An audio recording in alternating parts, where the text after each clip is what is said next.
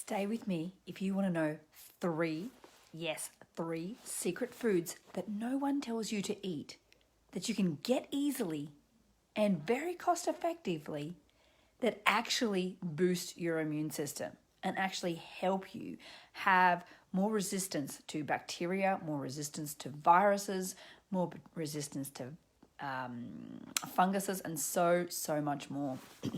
So, for those of you who don't know me, my name is Belinda, and due to my own health conditions that I had 2.5 years ago, and I had to dig myself out of this pit of depression, this pit of pain, this autoimmune problem that was plaguing havoc in my life, I discovered so many things that can actually help people. And now it is my passion, because of my past history, that I help people with sleep, help people recover from autoimmune problems, recover from thyroid issues, recover from hormonal imbalances, and even weight issues as well. So today's little thing is a bit of a secret, because no one ever tells you that these 3 foods can really boost your immune system and help you have more resistance against viruses, against bacteria, and against so many other things. Like, when we're finding health, our immune system is really key. So what are these 3 things? Now, the first one, I've got one here that I actually make myself, and this is how cheap it is and easy to do.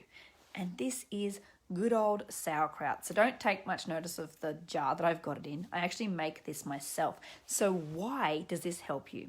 Okay, for several reasons. Sauerkraut is 10 times more potent with whole food vitamin C than standard old cabbage. Okay, it is cheap, it is easy. There is a reason why Captain Cook gave it to all of his sailors to prevent them from getting scurvy. Okay, because they needed to keep their immune system strong. Okay, not only that, it's got good fiber, and it's also good for your gut bacteria.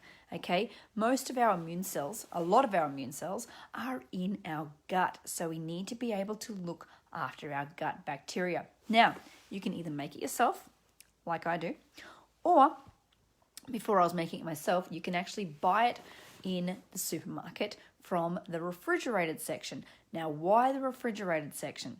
This is because that is the one that's going to be fermented, okay?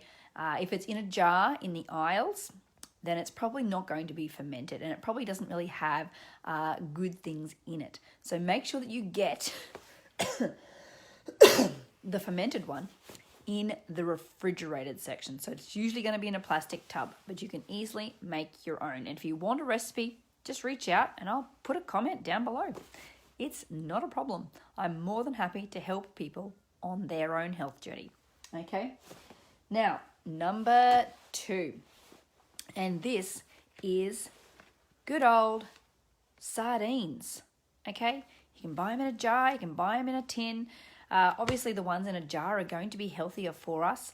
But make sure, tip here, is make sure you buy one in spring water or in extra virgin olive oil. You do not want to buy it when it contains toxic oils like canola oil, like vegetable oil. So only get the ones that are in extra virgin olive oil. So why are sardines so good for you? Well, they are high in omega-3. Okay, they really are. So good quality fish like salmon, fatty fish, are going to have the omega-3 oils in them. And that is something that is easily available relatively cheaply from the supermarket. Okay, so give that a go. If you're wanting some more, it's good for cognitive function. Omega-3 oils are really good for brain function.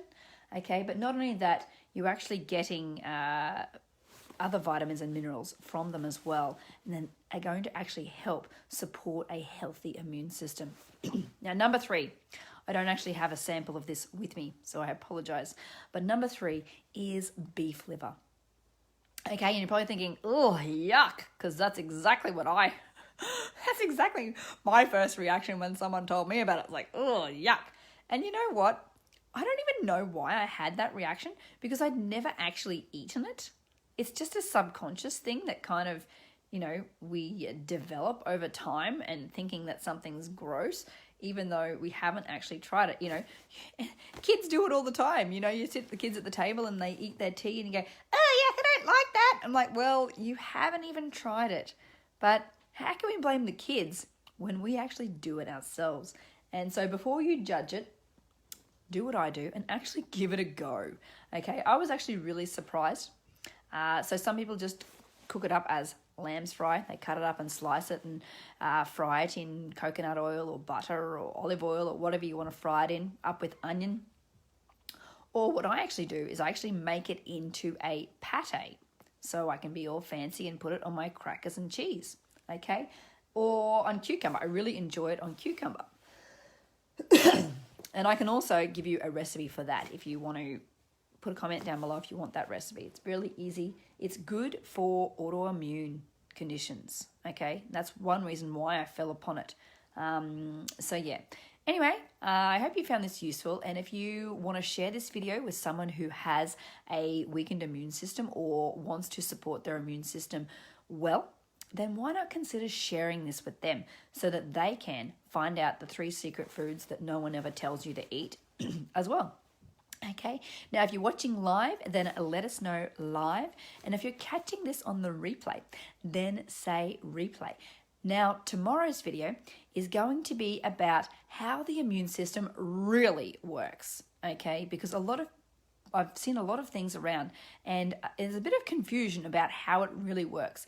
And because we don't know how it really works, how do we know that what we're doing is right? So when we know how the immune system really works, that's when we can really ramp it up and strengthen ourselves to the best of our ability.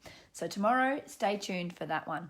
Anyway, you have an awesome day and I will see you very soon. Bye.